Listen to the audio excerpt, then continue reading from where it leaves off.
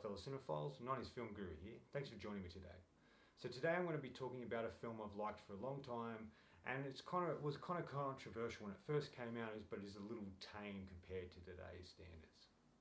Today I'll be reviewing Freeway. The film came out in 1996 and was written and directed by first-time filmmaker Matthew Bright. It's also produced by Oliver Stone. And according to Bright, the film underwent a series of edits. He was not able to preserve the original version of the film he wanted. So it's kind of interesting, the film we got, but I would really like to see what his original interpretation was going to be and how different that would have been from the film that we got. And this is yet again another film from the 90s that didn't do real well at the box office, but has since become a cult classic. And this is pretty much a retelling of the classic Brothers Grimm story, Little Red Riding Hood. Now, Little Red Riding Hood spans back to the 17th century, and there's different incarnations, interpretations of this particular story. But I feel that this film has taken a lot from the Brothers Grimm version. What Matthew Bright does well is he takes this story and places it and sets it in reality and in the modern world, which is kind of interesting. And he really transports us there. It really shows, one, he understood the fairy tale itself and took those elements to make his movie. And two, he really morphed it into something original and unique in this particular style that he was going for. And it sort of really lifts this classic tale to a different level. And I really love that about the movie. This is something that the people who created the Winnie the Pooh horror film, I think, should really re-look at and look at what Matthew Bright was able to do with this story and this film to make it really interesting, engaging compared to what they did with Winnie the Pooh. There's something really wonderful about Reese Witherspoon's early career and early performances, and this is definitely one of them. I think she's fantastic in this movie. She does so many great things, and this is probably one of my favourite performances by her, or maybe my favourite performance. I just think she's really wonderful. The Vanessa character is resilient and strong, and Reese Witherspoon really brings a lot to it, and I really love the character herself and really love the performance. For those who haven't seen the movie, it follows the story of Vanessa, played by Reese Witherspoon, aka Red Riding Hood, a teen girl who, after her parents are carted off to prison and is heading for foster care, sets off on a journey to Grandma's house. Along her journey, she runs into Bob Wolferton, played by Kiefer Sutherland, Big Bad Wolf, a seemingly good Samaritan who turns out to be not quite what he seems. Along her journey, she faces a lot of trials and tribulations, and a lot of it is at the hands of Bob. This leads to a final showdown between Vanessa and Bob, true fairy tale style. This is a wild film and a wild ride, and like I mentioned, it's sort of shocking from when it came out, but it is sort of a bit tame compared to today's films. But there's still something really wonderful about the movie. Even though it's very dark and has dark themes, there's something that you can connect to. It's a wild but fun journey that Vanessa goes on, that you really want to go on the journey with her because she is such a likable character. Even when she does bad things, she's still very likable. The film does take a while to get going.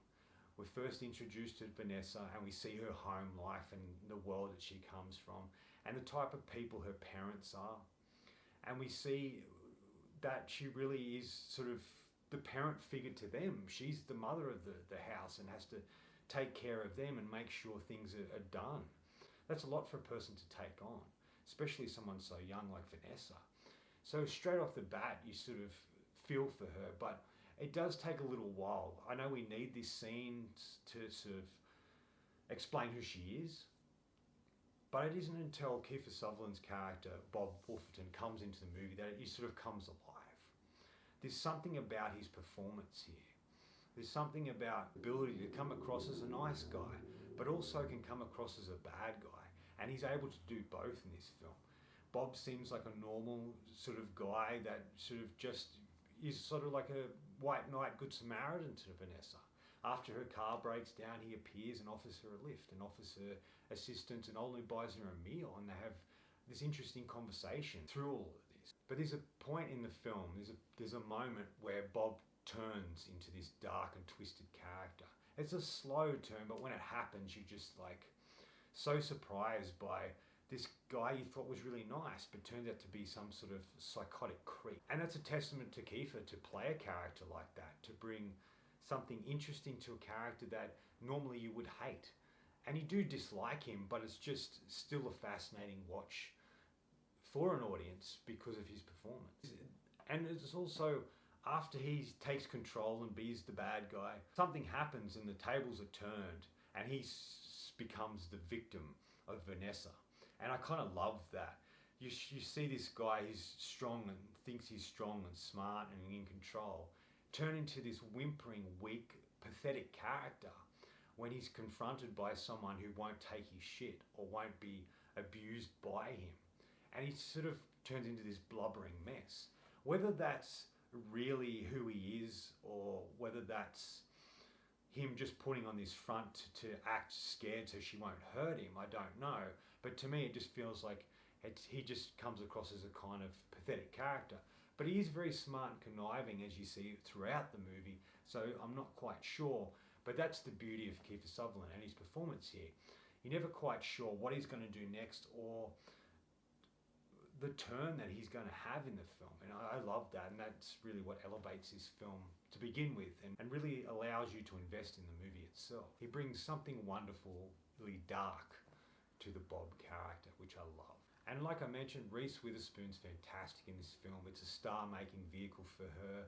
I'm a bit surprised she doesn't really mention this film, as this feels like the film that really threw her career forward and allowed her to do a variety of other really interesting roles, like Cruel Intentions and a variety of other things she did early in her career, which I thought was interesting. And like I mentioned, Vanessa is a likable character even when she's doing bad things, and that's a testament to, one, the writing, but also Reese Witherspoon's performance, that you can kind of like this character. And like I mentioned, not only is Vanessa likable, but she's very strong. She's a very resilient and strong female character. And they talk about today, there's never been really strong female characters through cinema, and now we're doing it. I think that's stupid, because there is so many strong female characters, especially in the 90s, and she's definitely one of them. And I feel what makes this character so great too is it isn't forceful about saying, oh, look at me, I'm a strong female character. She just does what she has, and it's revealed through her actions who she is, not by what she says. And I think that's really cool as well. She's resilient in the fact no matter what happens to her, she keeps moving forward. She's affected by the circumstance herself in this film, but she doesn't let it control her. She experiences it when it's happening, and then she lets it go and moves forward. It's like she puts up this safe and protective wall around her, so no bad things can penetrate her after something's happened. I would go as far as to say her character is very zen, as she always seems to be in the moment. Everything she takes on, she leaves in the past, and she keeps moving forward, like a resilient character would, and I love that. It's like she just takes it all in her stride. Nothing can stop her from accomplishing her goal. And I think that's really great and a real testament to the character that's been created. She ultimately has an inner strength, and she just keeps going and going no matter what happens to her, no matter what circumstances she's thrown in, no matter what abuse she's thrown at her, and no matter what situation she finds herself in. She just does what she knows to do. What I find interesting too about the Vanessa character, which I know I keep going on about, is that she's perceived as being dumb just because she's not book smart. But she's definitely street smart. If she wasn't, then she wouldn't have survived her journey at all. She just seems to know what to do in each circumstances. Even when it's confronting and confusing at first, she finds a way. And being street smart really serves her well in this movie. Throughout the film, she's abused and pushed around and treated poorly by a variety of characters. Not only just Bob, but other characters as well. When she sticks up for herself, she's conceived as being the bad guy, being the villain, being this bad teen seed that is just wreaking havoc on the world at large. And she keeps being punished for things that aren't really in her control. Like what happens between her and Bob, she was defending herself. Yes, did it go to quite extremes? Of course it did. But she's perceived as being a violent character, and she really isn't. There are only 3 characters that really don't treat her badly. Her boyfriend Jocko, the cop assigned to her case, he knows that something isn't right about it, and he knows she's not as much of a villain as everyone's painting her to be. Even in one particular interrogation scene, he's sort of smiling at certain things she says. So he sort of believes there's much more to her than we see, and there's much more going on than what they're telling him is happening.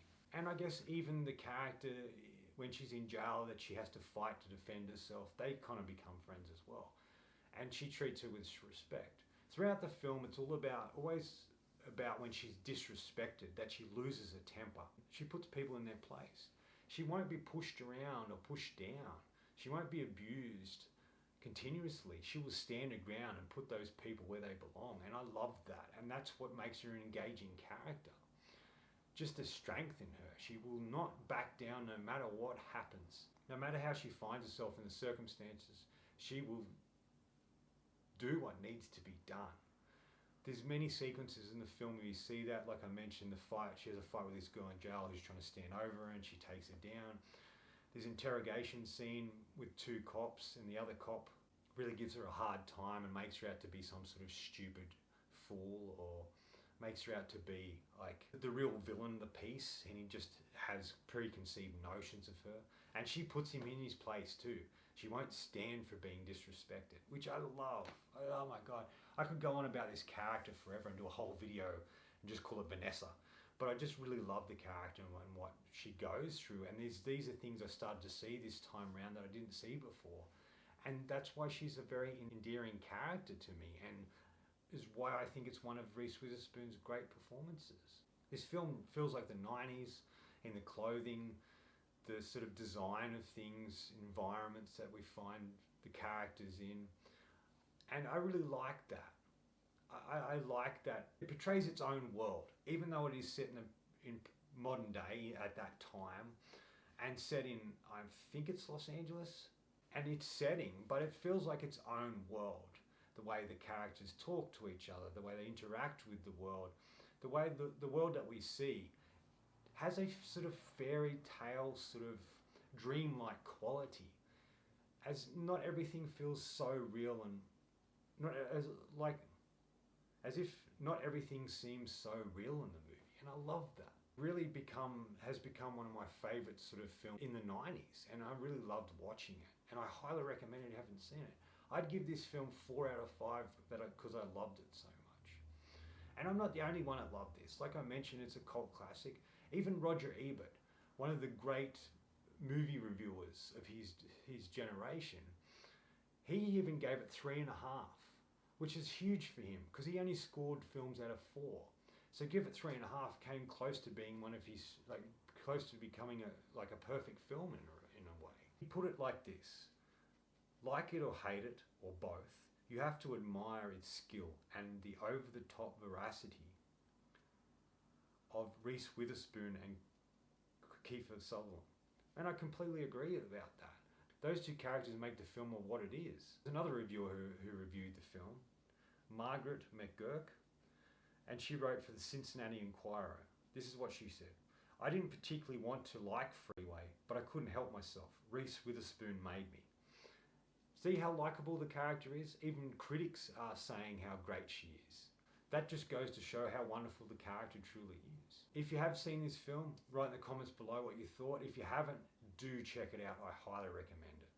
Anyway, that's all from me today. Thanks for watching. I hope you enjoyed this video, and if you did, please subscribe down the bottom and follow me on Facebook and Letterboxd. Otherwise, until next time, enjoy the movies.